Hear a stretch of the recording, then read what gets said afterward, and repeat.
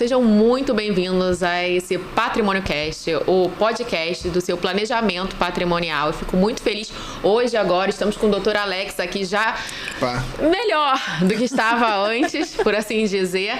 Deixa eu me apresentar para vocês, para quem não conhece, não assistiu aos nossos outros podcasts. Eu sou a doutora Renata Ribeiro, especialista em planejamento patrimonial.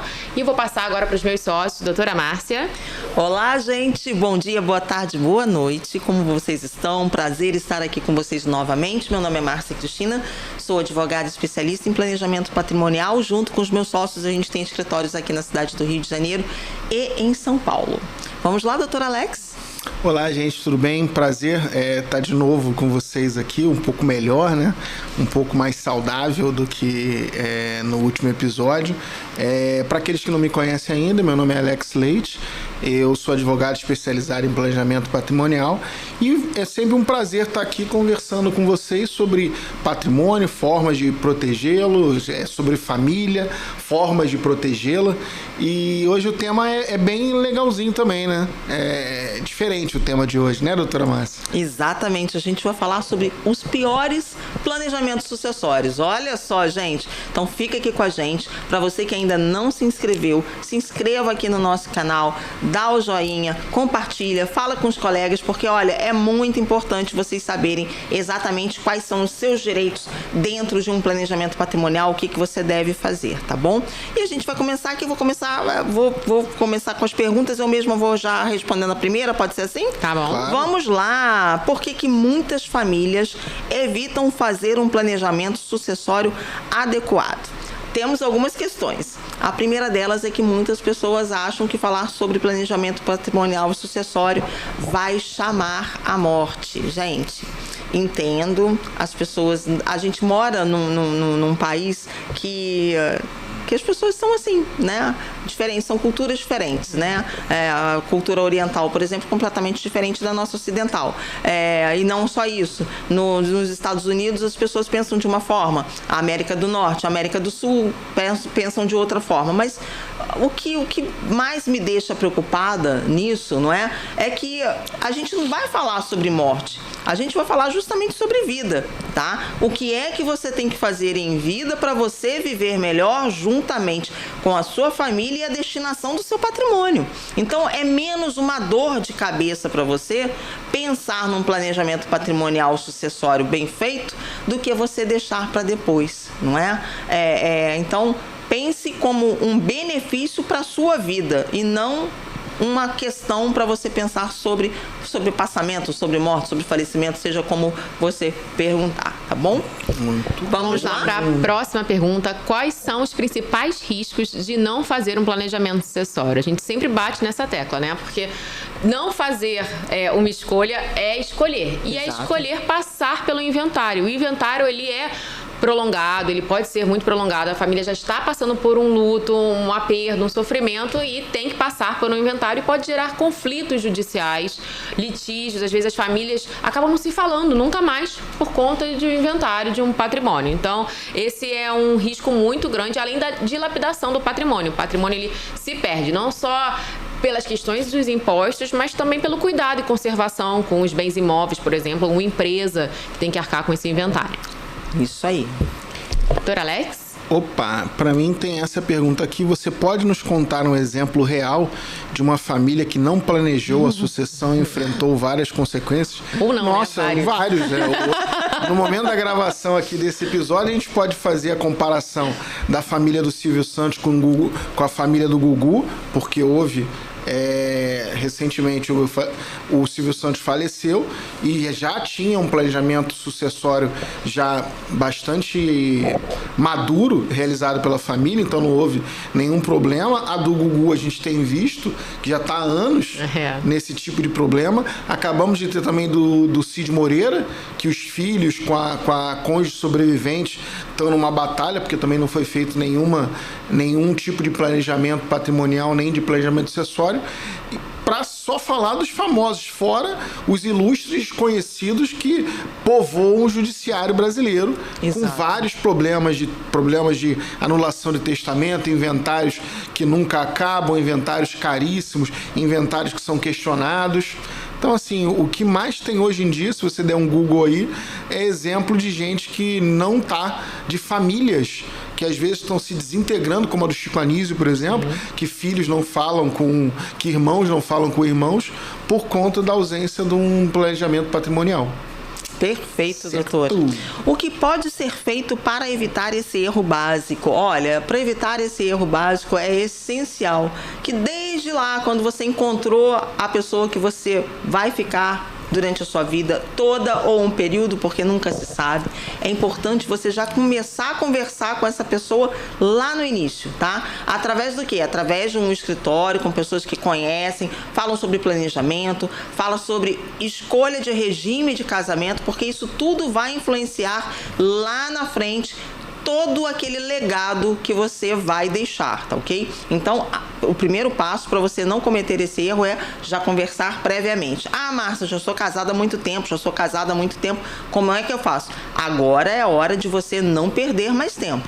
Chegou a hora de você procurar um profissional qualificado, conversar, levar a sua família em conjunto, falar, olha só, nós precisamos organizar o nosso legado, nós precisamos viver bem em família, nós precisamos manter esse bem aqui na nossa família para que ele se multiplique e fazer, sim, o seu planejamento patrimonial sucessório, tá ok? Então, essa é a minha super dica para você. Agora, outro tema também que é, né, uma das piores formas de fazer planejamento sucessório é com o testamento, né? E a pergunta que caiu para mim é qual é o erro mais comum ao se fazer um testamento? A verdade é que o testamento, existem diversos tipos de testamento e a verdade é que ele precisa preencher requisitos legais. E às vezes as pessoas esquecem, não é só esquecem essas diferenças, esses requisitos que precisam ser preenchidos. Por isso que é importante sempre procurar um especialista para fazer esse planejamento, para fazer o testamento. Isso é muito importante, porque tem famílias, mesmo que a gente diga dos malefícios do testamento, porque ele não impede o inventário, ele é muito importante para questões extrapatrimoniais, reconhecimento de filho, é muito interessante o testamento nesse sentido, mas para as questões patrimoniais, ele não tem a devida proteção que às vezes o testador, a disposição de última vontade dele, nem sempre prevalece, porque ele pode ser anulado quando não preenche os requisitos legais. Inclusive, vários famosos já tiveram seus testamentos anulados. Isso é comum, notório, público. Isso já aconteceu diversas vezes. Olha, para mim, nessa questão do testamento, me mandaram a pergunta: o que acontece quando o testamento é mal elaborado ou inexistente?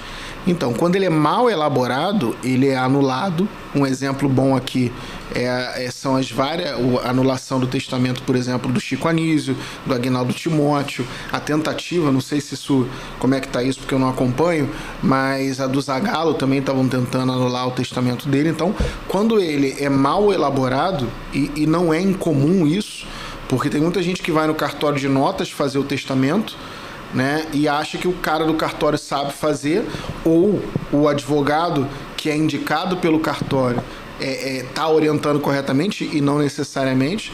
Então, quando o testamento ele é mal elaborado, ele é anulado e aí cai tudo na vala comum do inventário. Quando ele é inexistente, aí sim também cai na vala comum do inventário, que é um procedimento legal.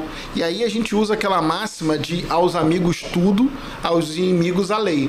Nem sempre a lei, nesse caso, vai casar com os interesses, por exemplo, de quem criou aquele patrimônio, da forma como ele gostaria que aquele patrimônio ele fosse dividido entre as pessoas que ele pretende beneficiar com parcela do patrimônio.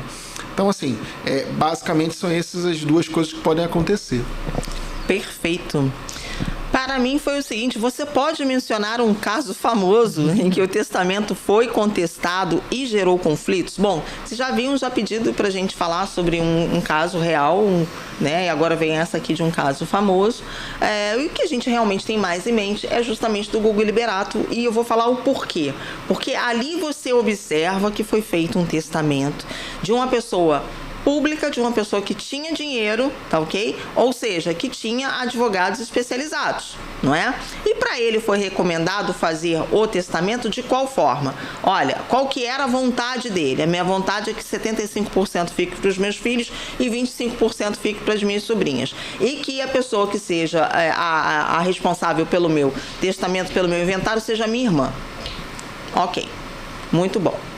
O que a gente tem nisso aí, né? Primeiro que quando há um testamento como o do Gugu Liberato, vem à tona muitas questões. A primeira delas é efetivamente a vida pessoal dele, porque ali ficou claro que a mãe dos filhos foi mãe dos filhos apenas para que ele tivesse filhos, ok? Então foi provado durante todo esse tempo que ele não mantinha uma relação afetiva, amorosa, constante com a mãe dos filhos, tá? E tá tudo bem, ok. Só que isso abre a porta para tantas outras questões, não é? Porque aí vieram pessoas que diziam que tiveram relacionamentos com ele, falando para anular o testamento, porque queriam ser beneficiários também. No último momento, veio agora uma pessoa que se diz que é filho dele e olha, agora já estava quase tudo correto, porque em realidade ele deixou para a mãe dos filhos alguns bens fora do testamento, anterior ao testamento, tá ok? E dentro do testamento também. O que ele não deixou foi o percentual total do que ele poderia ter deixado se ela efetivamente fosse a pessoa que estava com ele maritalmente, que não era o caso. Tá ok? Então, a abertura de um testamento, ela traz muitas nuances e que as pessoas não querem falar, gente, porque cada família tem os seus segredinhos. Você que está aí me assistindo, você tem os seus segredinhos. Você não quer, por exemplo, que a sua tia saiba, que a sua avó saiba, que o seu filho saiba, porque é a sua vida, né? Então, é o seu patrimônio, né? O seu patrimônio pessoal, a sua vivência. E nesse caso, foi desastroso. Ou seja, quando já chegou agora ao final, que os filhos tinham concordado juntamente com os sobrinhos, vem um outro filho e o juiz virou assim, opa, vamos tirar daqui agora tanto de patrimônio, vamos reservar esse patrimônio, porque se provar que realmente esse filho é filho, então ele terá direito. Aí eu pergunto para você o seguinte, esses imóveis que foram lá deixados separados, quem é que está custeando isso? E para quem que vai ficar esse prejuízo caso se prove que ele não é filho? Então entendam, gente, que o testamento ele traz muito mais dificuldade, morosidade, prejuízo financeiro do que um planejamento patrimonial, tá ok? Vamos lá, próxima pergunta. Muito boa explicação, doutora Márcia. Muito boa mesmo. Agora, como garantir que um testamento seja respeitado e não cause problemas futuros? Bom, esse testamento ele precisa ser revisado com apoio de especialistas de maneira frequente. Inclusive, até saiu nas redes sociais que, no caso do Cid Moreira, ele revisava o testamento constantemente. Era uma constância ali dele para garantir que tudo estivesse, além de preencher os requisitos legais, ainda assim para que esteja tudo de acordo como ele gostaria, atualizado de acordo com as escolhas dele para aquela família, de como ia ser organizado o patrimônio, mas não impediu que os filhos brigassem, mesmo ele revisando o testamento, todo momento não impediu que houvesse conflitos. Desgaste total, né? Exato. Nem fala. Mudando um pouquinho de tópico, apareceu a seguinte pergunta para mim. Por que a comunicação sobre o planejamento sucessório é tão importante? Então, quando a gente lá no escritório brinca que tem uma máxima que a gente fala de que dinheiro não aceita desaforo. E estendendo isso para essa pergunta, patrimônio não aceita falta de comunicação. Quando você tem um conjunto patrimonial para você dividir, para você organizar, para você cuidar, e obviamente pessoas interessadas nisso, essas pessoas têm que estar se comunicando perfeitamente para que não haja briga. É exatamente a diferença do inventário. Quando você deixa para elas se comunicarem só, na melhor das hipóteses, no cartório de nota, e na pior das hipóteses, na vara de órfão e sucessão, vai dar briga. É por isso que os inventários duram 10 anos, 5 anos, 30 anos. Ao passo que você consegue, mesmo famílias que não se falam, na hora de organizar o patrimônio através do planejamento patrimonial, eles se veem obrigados a se falar. Por quê? Porque senão você vai cair na vala comum do inventário, que quando a gente apresenta números, apresenta dificuldade, ninguém quer. Exatamente. Então, assim, qual é a importância da comunicação? Deixar transparente o que está sendo feito e o benefício daquilo para cada uma das pessoas envolvidas. Perfeito, doutor. Vamos lá. O que pode acontecer quando a família não está ciente dos planos patrimoniais? Primeira coisa que eu vou dizer para o senhor e para a senhora é o seguinte: se você que fez essa pergunta para a gente já tem um planejamento patrimonial, pode ter certeza que ele está errado. Porque se você está me dizendo aqui que sua família não está ciente, o seu planejamento patrimonial não está correto. Tá? Um planejamento patrimonial sucessório, ele é obrigatoriamente feito por todos da família. Tá? Pelos herdeiros necessários e por aquele que, por evidência, o senhor não queira colocar um de fora, por exemplo. Tá? Então, todos têm que estar cientes, porque todos assinam, enfim, todos estão cientes que foi feito um planejamento patrimonial sucessório. Agora, se o senhor colocou essa pergunta aqui, ou se a senhora colocou essa pergunta e está me dizendo sobre testamento ou sobre doação, por exemplo, vamos falar no caso de doação, porque testamento a gente já falou bastante nesse episódio.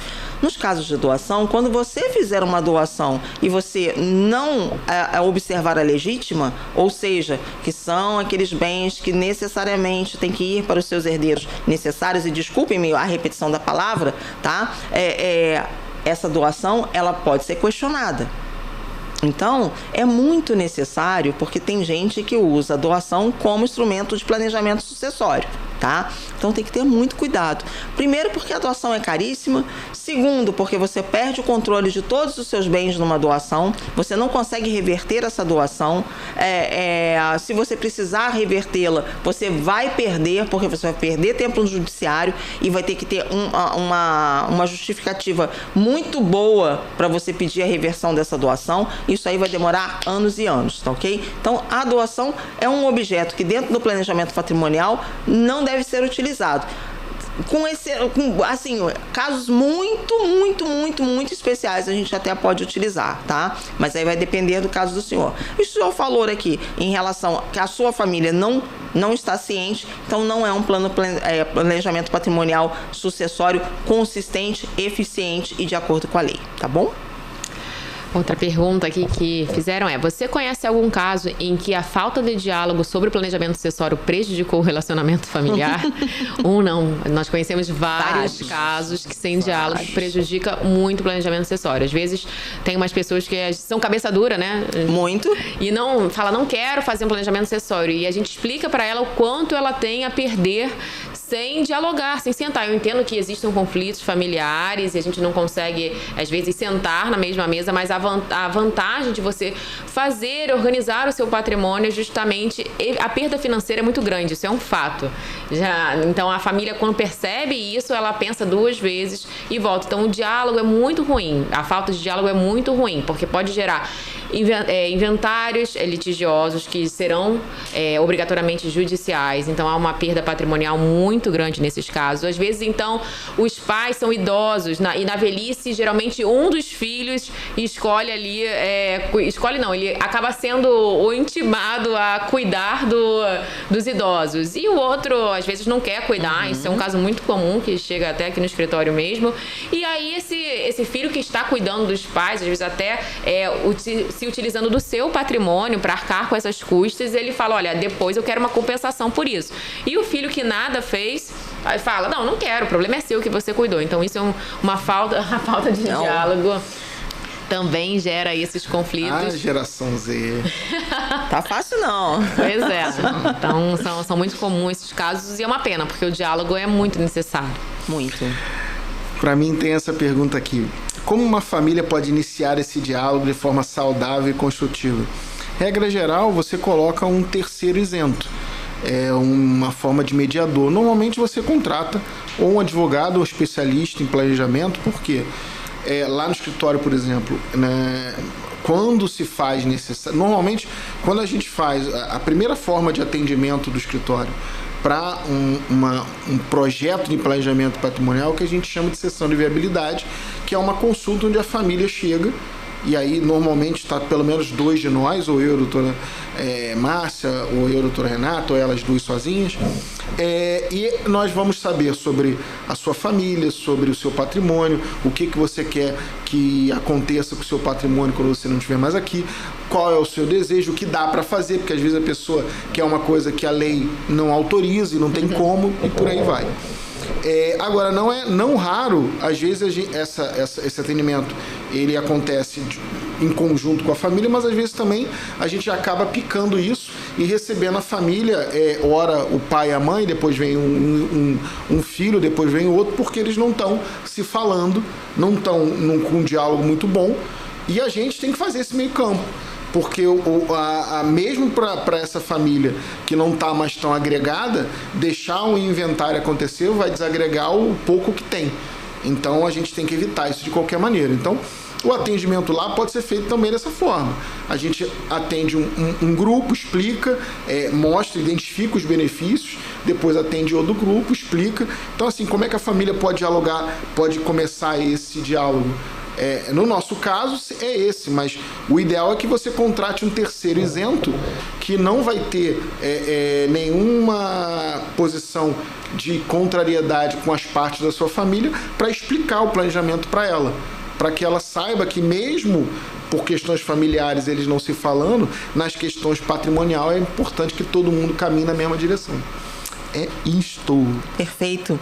O que pode dar errado ao criar uma holding familiar? O senhor e a senhora escolherem pessoas que não são capacitadas para fazerem o planejamento patrimonial. Entendam que muitas pessoas às vezes nos procuram e falam assim, não, mas meu contador já pejotizou. E não estou falando de forma alguma mal de contadores, porque nós temos contadores parceiros que são excelentes e que sabem exatamente o que é um planejamento patrimonial.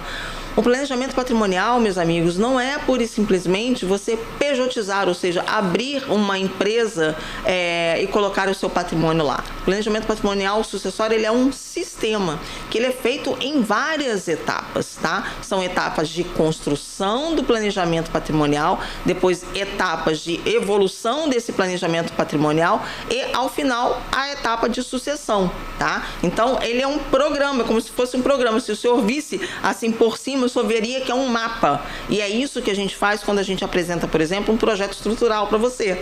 Porque primeiro você nos conta qual que é a sua base familiar, depois você nos traz o que faz ali o seu patrimônio, tá? Qual é a regência do seu patrimônio, o que ele tem, se tem ativo imobiliário, se tem só ativo financeiro, se você faz locação de imóveis, se você não faz, qual que é a sua pretensão em relação àquele imóvel, e aí sim a gente entrega para você um projeto estrutural, para que você escolha ali entre todos aqueles que a gente colocou para você e que são as possibilidades para que a sua família faça, e depois sim a gente concretiza com a holding familiar.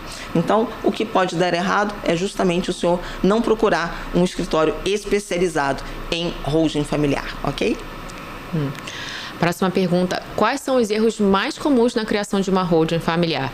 Um deles justamente só achar que criar a holding familiar por si só já resolveu tudo sem fazer um planejamento sucessório. Então, só a pejotização, como a gente gosta de dizer, ou então as fake holdings, são erros muito comuns. E por isso é importante procurar uma pessoa que está preparada para criar a holding familiar e atingir o seu objetivo. Porque às vezes o seu objetivo é uma pejotização, mas ela não vai resolver o seu planejamento sucessório.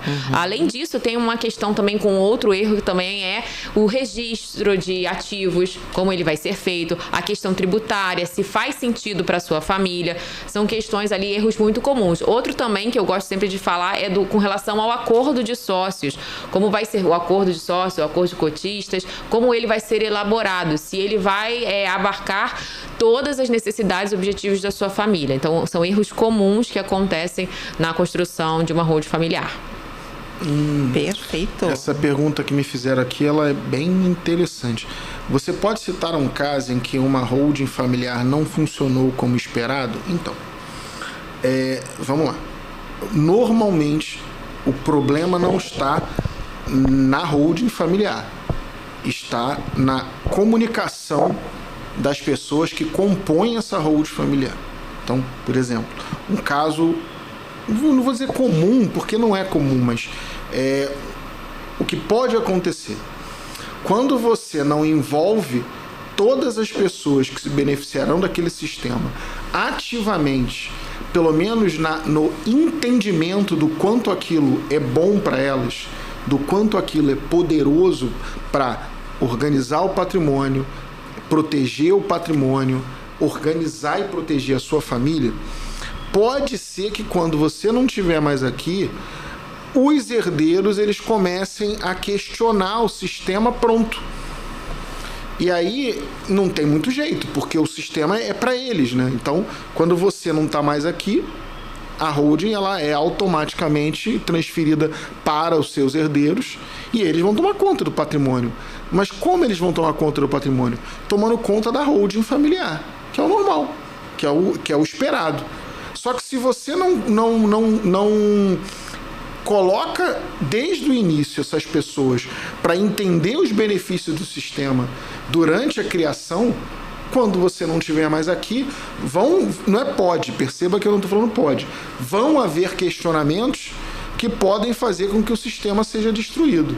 E isso é muito possível quando você peca no início, quando você não coloca a sua família para elaborar junto com você esse planejamento sucessório. Muito bem.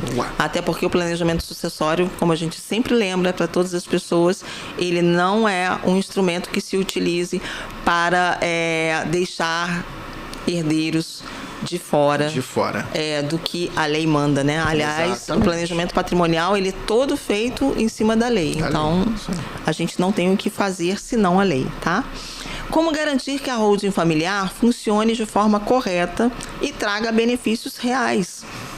Olha, quando a gente elabora um plano de planejamento patrimonial e sucessório, primeiro que existem 11 vantagens, né? A gente sempre coloca, quando a gente faz os nossos seminários, a importância disso, porque você não perde o controle dos bens, a tributação vai ser menor, você pode designar dentro do seu planejamento patrimonial aquele filho que sempre ficou ali prestando maiores serviços com você, por exemplo, se você tiver uma fazenda, porque geralmente é assim, um filho ele fica mais com os negócios da família, enquanto os outros filhos vão adiante, vão seguir as suas carreiras, né? Então, tudo isso é possível. Mas é muito importante que a gente faça um acordo de sócios, tá? Colocando cláusulas ali, não só as protetivas, não é?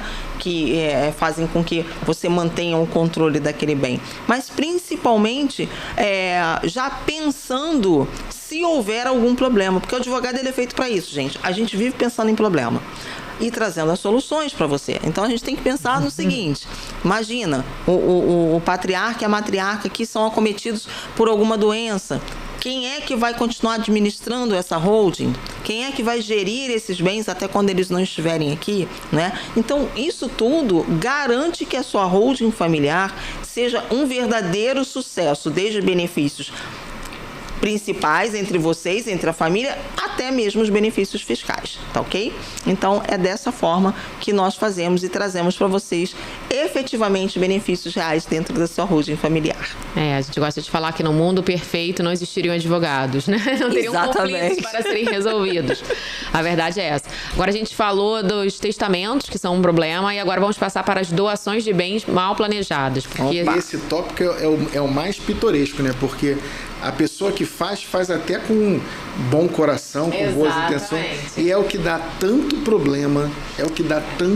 Não, e na doação, a família já sabe que tem um problema e ela quer resolver. Sim. Inclusive, se você for no Google agora, você pode olhar lá e colocar e vai ver que o aumento de doações ocorre. Todo ano aumenta. E eu fico me perguntando, meu Deus, mas essa pessoa tem conhecimento de todos os planejamentos possíveis?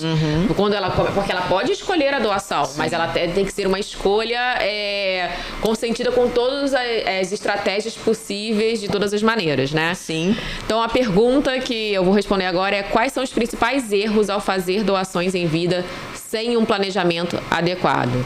E olha, um dos maiores erros é não considerar o impacto fiscal com relação a isso. Em alguns estados, inclusive, tem a questão de isenção do ITCMD ou ITD, e e às vezes as pessoas sabem dessa isenção, mas não fazem o recolhimento fiscal da maneira correta, e isso gera um problema muito grande no futuro. Elas acham, eu estou sobre o manto da isenção, então não há necessidade de recolher os impostos. E não, é exatamente um problema, e isso é motivo de fiscalização e pode dar problemas futuros muito grandes. Então, se isso aconteceu com você, procure um especialista para corrigir esse problema o quanto antes. Além disso, quando a pessoa faz uma doação, às vezes ela não se atenta às questões desproporcionais com relação à doação desse bem. Quando tem mais de um herdeiro, às vezes ela não respeita a legítima. Lembra aqueles 50% que são destinados aos herdeiros necessários? Ela não respeita isso. Então, isso é um problema muito grande quando você faz a doação. Além disso, você pode gerar conflitos no futuro com aquele filho que se sente preterido, e isso vai também, além disso, a doação ela não vai evitar que esse bem que foi doado seja colacionado, que seja levado depois ao inventário para equalizar as cotas entre os herdeiros. Muito bem. Para mim veio uma pergunta: quais são as consequências de fazer uma doação desproporcional entre os filhos? Bom, vamos dividir aqui em 3 situações. Primeiro é o problema pessoal que você vai trazer entre os seus filhos. Por quê? Porque se um recebe mais que o outro, isso dá problema. Qualquer família vai dar na sua também. Isso aí não tem jeito. Filhos que têm direitos iguais, quando um percebe que o outro está ganhando mais patrimônio do que ele, isso vai dar, dentro da sua família, um problema. O segundo é uma possibilidade jurídica de confusão através do que a gente chama de colação. O que é isso? Se houver um questionamento judicial sobre essa doação no momento do seu inventário, o herdeiro preterido pode chamar o patrimônio doado para dentro do inventário novamente, através da colação, que é o nome técnico para isso, para verificar se essa doação está dentro dos limites da legítima. Então, a gente vai ter o problema pessoal do ressentimento entre irmãos, vai ter o problema jurídico da colação, que é uma ação judicial que não necessariamente precisava acontecer. E a última questão é a sua própria, o seu próprio sentimento. Porque assim, a gente atende no escritório muitas famílias que, por exemplo, tem 2 filhos, um que num determinado momento da vida o pai e a mãe achavam mais doidivanas, achavam que era não tão responsável, e o outro que eles achavam que era mais centrado. Então eles acabavam, por exemplo, doando a casa em que a família morava para esse filho, para evitar problemas trazidos do outro filho. Só que o tempo passa, as pessoas mudam, e no final da vida, o que você tem? Uma doação realizada que não pode ser anulada, ela não é anulada, ela não é cancelada, e 2 filhos que estão patrimonialmente desequilibrados. Aí eles vão lá no escritório e perguntar: o que a gente faz? Se houver outra conjunto patrimonial, a gente pode com certeza reequilibrar esse jogo. Mas e se não houver? Como é que você vai fazer? Ou seja, perceba que eu te trouxe aqui, rapidamente, 3 situações que fazem com que a doação desproporcional para os seus filhos, no futuro, não vai trazer benefício para sua família. É isto. Ok. Doutora Márcia, você pode nos contar um caso de doação que resultou em um processo judicial entre herdeiros?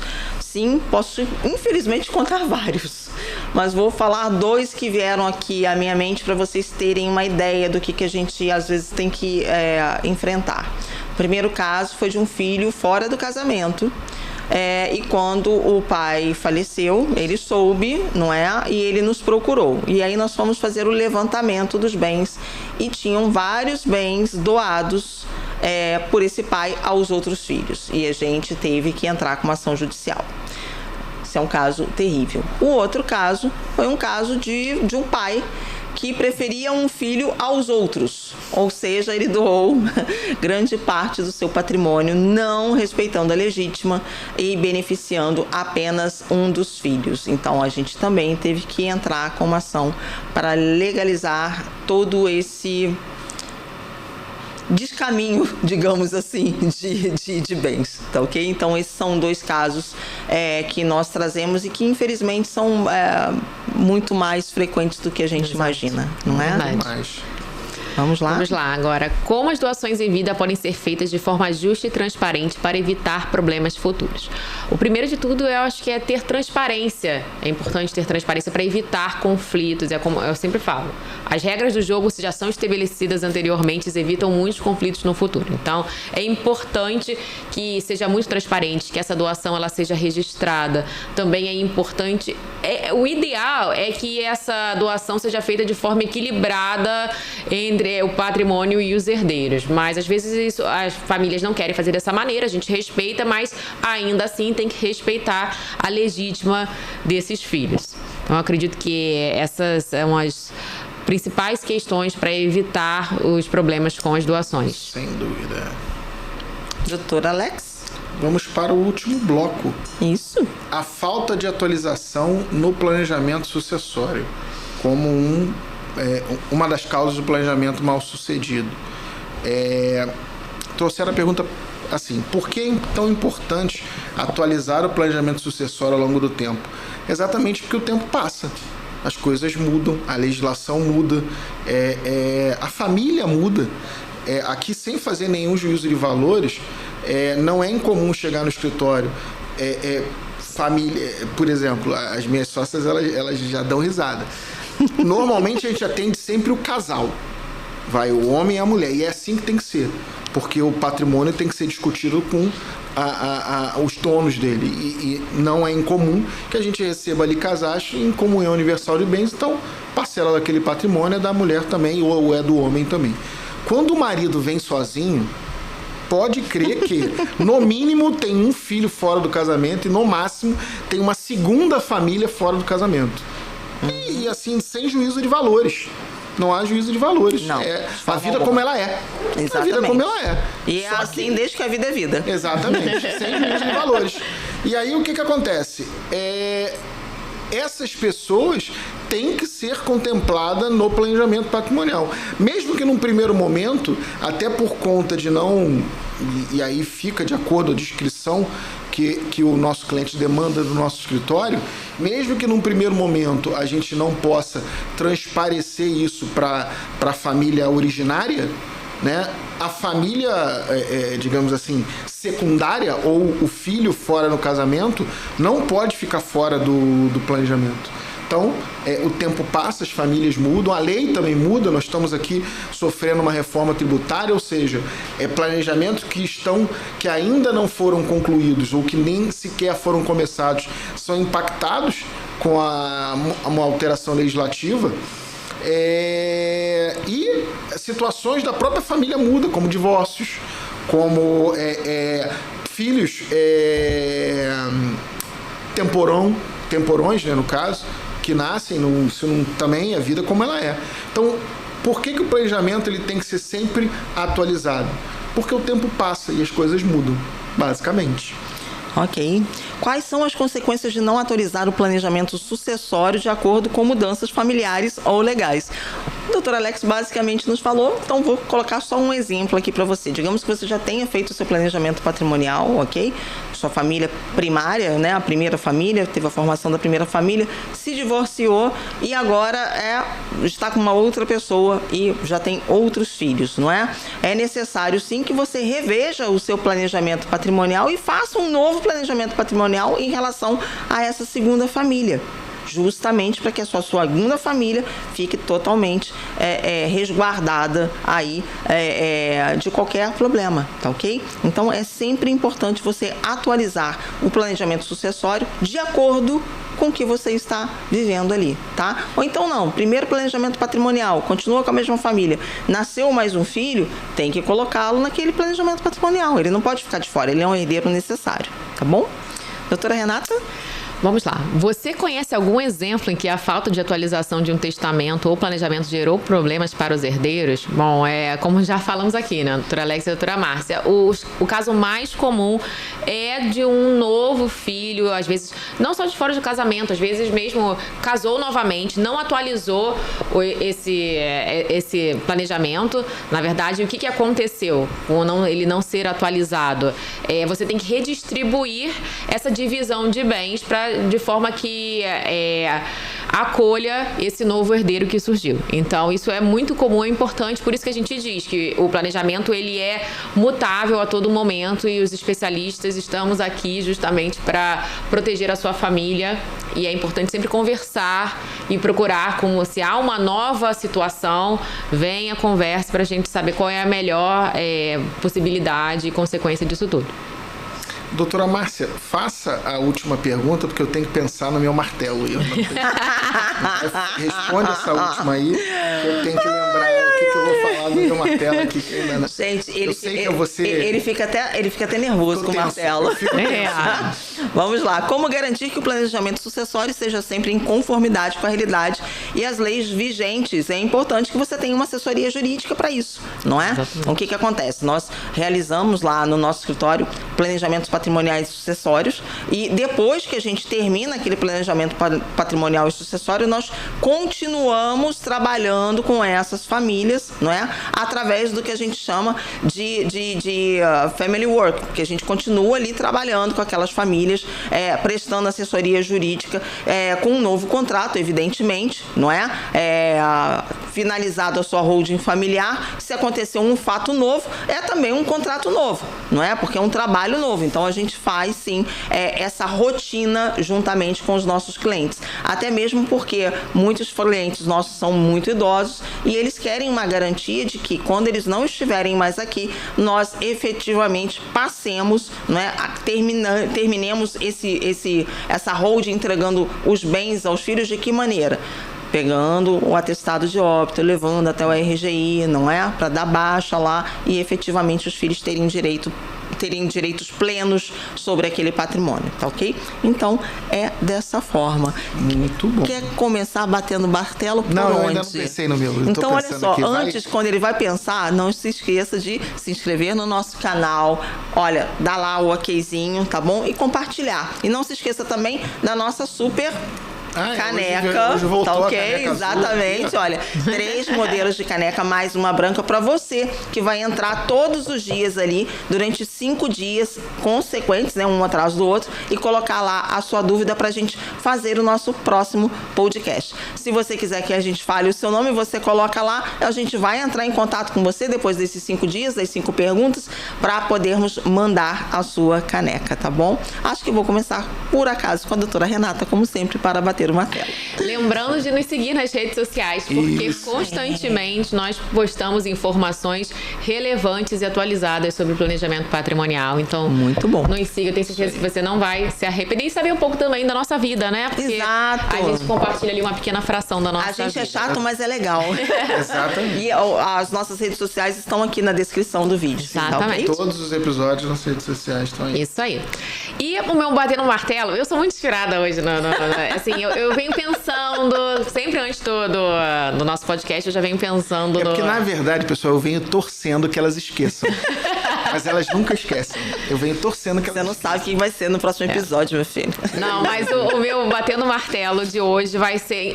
No início desse episódio, a doutora Márcia falou que, às vezes, que o planejamento patrimonial, não falar sobre isso, o planejamento sucessório, é uma cultura do Brasil, de alguns países, de achar que vai trazer mal agouro, né? Então, o meu batendo martelo é para o Dia de los Muertos. Opa! Pois é.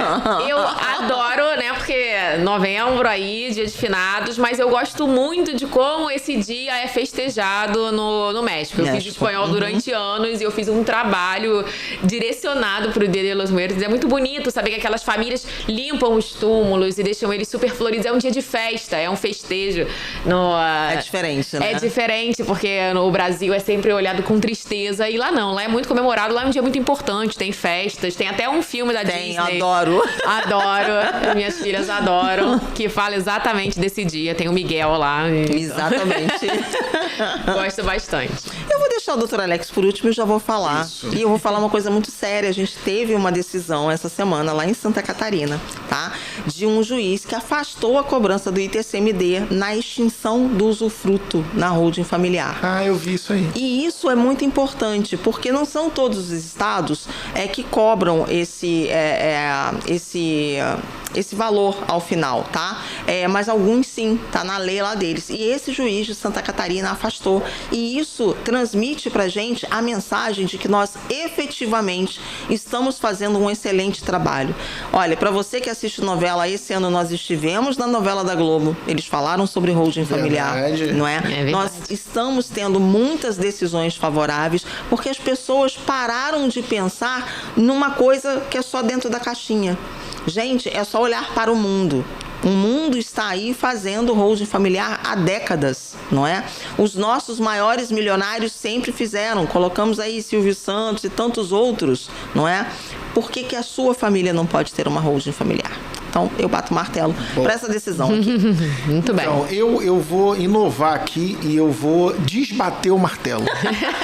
Porque o que acontece? Como minhas sócias falaram, nos últimos dias eu andei meio adoentado e eu fiz uma coisa que eu não faço há muito tempo, que é ver televisão. E aí eu comecei a fiquei vendo várias séries, né, Netflix, essa coisa, e eu comecei a ver a segunda temporada de uma que eu fiquei bem animado, que é chamada Anéis do Poder, que é... Só que eu achei uma horrível a segunda temporada, muito ruim. Cara, muito ruim. Então eu desbato o martelo pra segunda temporada de Anéis do Poder. Nem percam seu tempo, porque é muito ruim. A série realmente... O Tolkien deve estar se revirando no clube por conta dessa segunda temporada. Gente, foi um prazer enorme estar com vocês de novo, já restabelecido um pouquinho.